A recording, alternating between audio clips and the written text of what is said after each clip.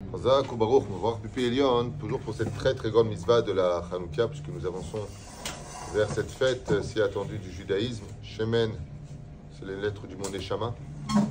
Et Shmona, c'est aussi les lettres du mot Neshama.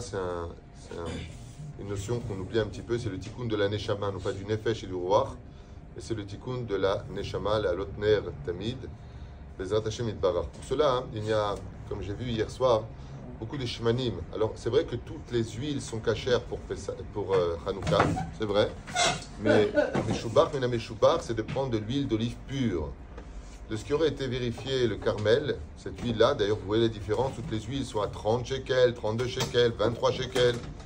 Et puis d'un coup, quand tu prends de l'huile d'olive où il y a marqué pur mamash, comme le Carmel, on est dans les 130 shekels. C'est pas pour rien.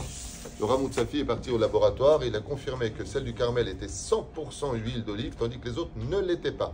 Il y a des mélanges qui sont faits dedans. Donc la reine, comme on dit en hébreu, chetzi mechir, chetzi avoda. Quand tu vois des choses qui ne sont pas très chères, c'est que la qualité n'est pas réellement au rendez-vous de ce que l'on attendait. Même si c'est marqué katit lamao, puisque toutes les huiles sont cachères, sauf celles qui dégagent une odeur fétide, comme le neft. Quelque chose qui sent mauvais, on ne peut pas, c'est pas raoui pour la Hanouka. Pourquoi toutes les huiles sont cachères? Pour faire un remède et dire que la fête de Hanouka est si puissante dans son énergie pure qu'elle est capable de relever toutes les Neshamot. Hashemen, c'est les lettres du mot Neshama. Nachon, c'est les mêmes lettres. Pour te dire que toutes les âmes peuvent se récupérer pendant cette fête, puisque c'est la fête qui vient remonter l'énergie de la pureté de chaque Neshama juive, Chelek Elokam Imal. Le Zman Anachon Biyoter, c'est Tzet HaKochavim, c'est-à-dire à peu près un quart d'heure après la Shkia, quand le soleil se couche, dès que les 3 étoiles apparaissent, c'est le meilleur moment pour allumer la Hanouka, et ce jusqu'à Alot HaShachar. Alors, Ad Shekal Regal Minashuk, c'est-à-dire il faut absolument veiller à ce que la première demi-heure soit au maximum de son éclairage, c'est-à-dire que l'on veille qu'on mette de la quantité nécessaire pour cela, pour que Bezrat Hashem, il y ait Pirsum Nissa, pour que le maximum de personnes puissent voir ce miracle, puisqu'en regardant les bougies de Hanouka, la lumière de Hanouka, eh bien cette lumière influence sur la Neshama. Vraiment, c'est comme brancher sa voiture ou brancher quelque chose, où le matin, la batterie va se remplir. En regardant les Nerot de Hanouka, il y a quelque chose qui se passe qu'on ne contrôle pas, qui n'est pas dépendant de nous, juste en les observant pour la mitzvah de les observer, Bezrat Hashem, en les allumant. Oufren, ce vendredi donc qui arrive à nous, les Tova B'Libracha, on fera Mincha Gdola, comme vous le savez, il faut prier tôt. Ensuite, on allumera, à l'allumage du moment des bougies de Shabbat, on allume d'abord la Hanouka, et puis ensuite on allumera celle de Shabbat, et on viendra à la Bet Knesset pour prier Arvit de Hanouka, et on ne dira pas quand Israël est Shem Chlon Abba, Banim Madlikim, Banim Madlikim, parce qu'il y a une différence entre Shabbat et Hanouka. Shabbat, on ne peut pas allumer toutes les huiles, ne sont pas cachées forcément pour Shabbat, ce qui est le cas de Hanouka. On m'a posé une question qui a été un long sujet de discussion. Je vis pratiquement tout le temps à Paris. Ma femme vit en Israël, donc lui vit en Israël bien sûr, mais il travaille à Paris. Donc il est plus à Paris qu'ici, dans son appartement. Est-ce qu'il sort de la mitzvah Yedechova ou pas si sa femme allume en Israël? Alors, Ishubeto, on aurait pu penser que la réponse est oui dans tous les cas de figure. Réponse, non, pas dans tous les cas de figure. On va expliquer son cas à lui. Et pour cela, il y a quelques conditions qu'il faut retenir. Si la personne, et donc, ne viendra pas du tout pendant les 8 jours de Hanouka en Israël, donc il partira même pas une seule fois avec sa femme à l'allumage des bougies, qu'il vit dans un quartier où il n'y a pas du tout des juifs, ça veut dire Rov Roubam. Quand tu sors dehors, tu ne verras pas de Hanouka à l'extérieur, dans les rues. Tu n'en vois pas. Et pour finir, il n'est même pas à la synagogue, ou là-bas pour Mincha Yarvit, après Arvit. On fait Mincha Yarvit pour allumer les bougies, Pirsum Nissa. Il ne voit même pas de Hanouka. Dans ce cas-là, il pourra dire aussi la bénédiction là où il est. Pourquoi? Parce qu'il n'a pas de Pirsum Nissa pour lui-même. Donc dans ce cas précis, le Rav Ovadia, il dit, Bémet, il ne retourne pas du tout chez lui. Que dehors, il n'y a pas du tout de Hanouka.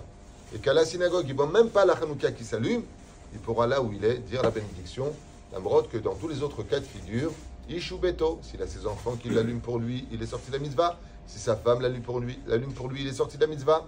Mais dans le cas échéant, où il n'y a pas du tout de possibilité, donc en Israël, il n'y a pas de question qui se pose, puisque dehors, on voit des Hanoukiot partout.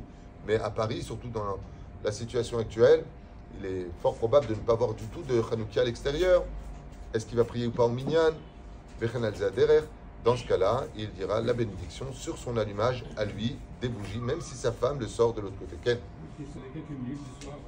La fête de Hanouka se situe dans l'allumage lui-même. C'est-à-dire que si tu allumais la Hanouka et qu'elle s'éteint après l'allumage, que la flamme est montée d'elle-même, donc tu tiens bien ton shamash ou ton allumette, tu as fait la mitzvah. Et de là, il y a un très très beau remèze, une très belle lésion qui est faite par rapport à Purim, où tu dis, là-bas c'est toute la journée. D'abord, c'est pas toute la journée. La fête dure toute la journée. Eh bien, toute la nuit, c'est Hanouka. Et pendant 8 jours, c'est Hanouka sans interruption. Je finis. Oui, mais à filo à de la kata, même pas s'il n'y a pas la demi-heure et qu'on a allumé et que ça s'est éteint après, c'est dommage, on peut réallumer si tu veux, mais la mitzvah est faite. C'est pour te dire simplement une chose. Toute la fête de Hanouka est reliée à l'éveil de la Neshama à son judaïsme, à sa Torah et à son engagement en tant que juif. Et de là, on apprendra qu'il suffit simplement de se réveiller un tout petit peu, d'éveiller un tout petit peu notre âme pour que le reste soit déjà accompli dans le ciel. C'est ce qu'a dit une fois le Baal Shem Tov, où il a vu un juif qui soupirait et il lui a posé la question, pourquoi est-ce que tu soupires? Il lui a dit, parce que je vous vois passer et moi je n'ai pas eu ce mérite d'étudier la Torah. Il lui a dit, ton soupir vient de récupérer toute l'étude que tu n'as pas étudiée, tu peux commencer maintenant. Le Rouch Hadavar que dans la vie il faut un tout petit éveil, un tout petit croche-patte pour se rendre compte qu'en fin de compte on avait les pieds sur terre et qu'il faut Bezrat Hashem se réveiller, ce qui n'est pas le cas de Purim. Purim, c'est un combat au niveau du corps, donc il faut être constamment sur nos gardes. Par contre, on parle d'un combat au niveau spirituel dans la fête de Hanouka. Et pour le spirituel, il suffit d'un seul cours du Rav Tuitou ou d'un seul événement ou moi j'essaie de me faire un peu pub, c'est pas grave, d'un tout petit truc de quoi que ce soit, pour une étincelle, on peut mettre le feu à toute la Neshama. Et c'est ce que veut nous dire la fête de Hanouka. On ne te demande pas beaucoup d'efforts. Juste, est-ce que tu peux te rappeler que tu es juif? C'est tout. Rappelle-toi que tu es juif. Et je trouve que tout ce qui se passe aujourd'hui, que ce soit jusqu'à Hollywood, les vidéos où tout le monde intervient, des personnes qui ne savaient même pas qu'ils étaient juifs. On est tellement antisémites dans le monde que ça a rappelé aux juifs qu'ils étaient juifs. Et ça a réveillé chez eux quelque chose d'incroyable. Tu vois comme quoi qu'une étincelle de haine peut allumer un feu de gloire. Baruch Adonai le'olam amen.